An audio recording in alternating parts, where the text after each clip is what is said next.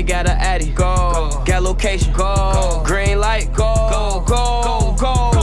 So, a couple months ago, I made a video explaining the hitters in the Lil Durk M for Hire case. And during that, I also explained that there was an unnamed federal informant in the case known simply as CSI-1 or CS1. Now, when you hear CSI-1 or CS1 or any confidential informants 1, CI1 in any case, that's usually the person who started, the whole indictment. That's usually the first person who the feds was able to get to flip. And the case usually is based around that person because they're number one. They're the first confidential informant that started the case. Now, we speculated that CS1 in the Lil Durk case might be the guy, none other than OTF Jam, known hitter from their neighborhood. We think that he's the person that went on that drill to try to, drill Quando Rondo, and they ended up hitting his cousin. And he ended up flipping, but people were saying he was an informant even before then. So he was an informant doing hits, apparently, or that's the way they're making it sound. And while it's never actually been confirmed that CS1 was OTF Jam, just recently, Durk's lawyers have been trying to claim that whoever CS1 is unreliable in this case. So basically Durk's team is urging that Durk should be released from custody, because the informant, CS1, they claim that he's been feeding the FBI false information. Now, Lil Durk's main attorney, Drew Finland, he's been stating that, basically the government's allegations against Durk is based purely on this CSI-1 informant. And he claims that this informant is a paid FBI informant and a former gang member with a criminal history. So I guess he's basically trying to discredit this informant. Durk's lawyers, one thing I gotta say, they've been working overtime. Thug, Diddy, Durk's lawyers, they hire the best lawyers, and they be doing their work. That's why it's so important that if you're gonna be doing dirt, that you have a good attorney. Now, they're basically trying to credit CS1, former gang member, criminal history. That sounds like it could be Jam, but it's never been confirmed because this is a federal informant. They're trying to keep it under wraps, I guess, until the trial comes out or whatever. Now, Drew Finley, he also claims that the government has failed to prove that, Durk is a flight risk or a danger to the public if he is released on bail.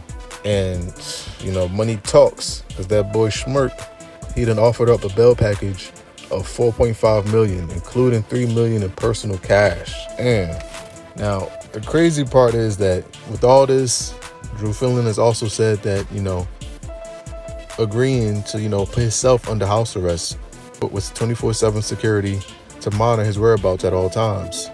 It's crazy because the prosecutors will shoot back at Durk's lawyers, telling the judge that the amount isn't enough, and that also Durk has used his vast wealth to, encourage violence all over Chicago, America, LA, wherever. He's been using his money and power for evil, is what the prosecutors is trying to say. And, as of now, the court has still not ruled on Durk's request for another bond and the $3 million in cash. But it's like, damn, $3 million in cash, 4.5. Now, I don't know how that works because usually you're supposed to pay 10% of the bail amount. So if it's 4.5 million, that'll be what? 400. I was never that great at math. Is that 450,000, 10% of that? I think, something like that.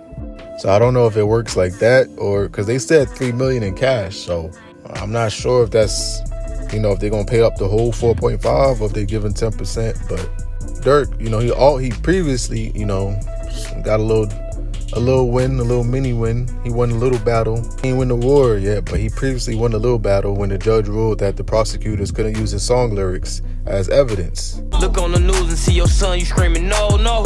And all them niggas hanging with him, if you know. Gang shit. Because the key part of the prosecution's case was that his lyrics, specifically from a song titled Wonderful Wayne and Jackie Boy that he did with Babyface Ray out of Detroit. The prosecutors claimed that the song's lyrics was basically talking about the hit on Rondo. Of a shooting that started in Los Angeles, California. Sheriff's deputies pulling out a man who had been shot in an SUV. Savannah rapper Quando Rondo, a passenger in that car, frantic at the sight. that led to the murder of his cousin Lil Pop. But Lil Durk's legal team was able to successfully argue that the song was released, several months before the attack even happened on Rondo. I'm not even sure how they was able to argue that. Maybe they had some notes from back in whatever it was written. I'm not even sure, but so the fact that they can't use his song lyrics was a big dub because he coming crazy on that song. And also, last but not least, they saying that Durk ain't exactly been following all the rules at the Metropolitan Detention Center in LA that he's been held at. According to them, they saying that they told him repeatedly that he can't be in three-way calls, but he still does it anyway, and he's been abusing the phone system.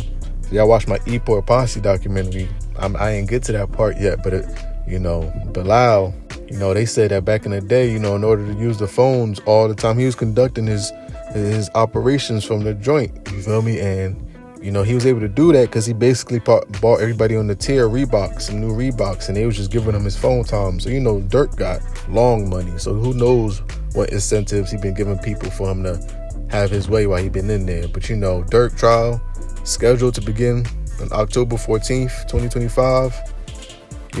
Being pushed back about a year from because he got locked up in October 24.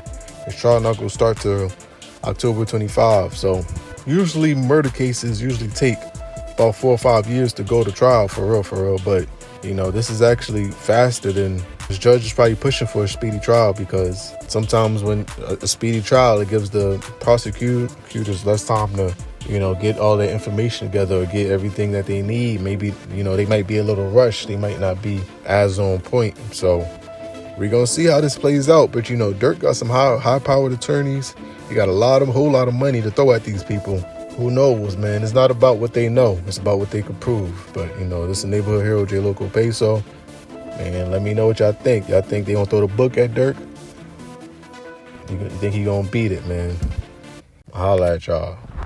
Also apparently includes surveillance photos of the suspects appearing to fire guns toward the gas pumps. Yeah, not a great idea. At least 18 rounds were fired at the car in broad daylight, including, apparently, a machine gun. Remember, during a busy afternoon at a gas station. This is a blatant attack. When the indictment against several people, including Kevon Grant, came down in federal court, Durk wasn't even named as a defendant yet. Rather, he was an alleged collaborator identified as co-conspirator 1. However, in a superseding indictment a few weeks later, that is when Durk was added officially as a named defendant and was charged with conspiracy and use of interstate facilities to commit murder for hire resulting in death, and use, carry, and discharge of firearms and a machine gun in furtherance of a crime of violence resulting in death.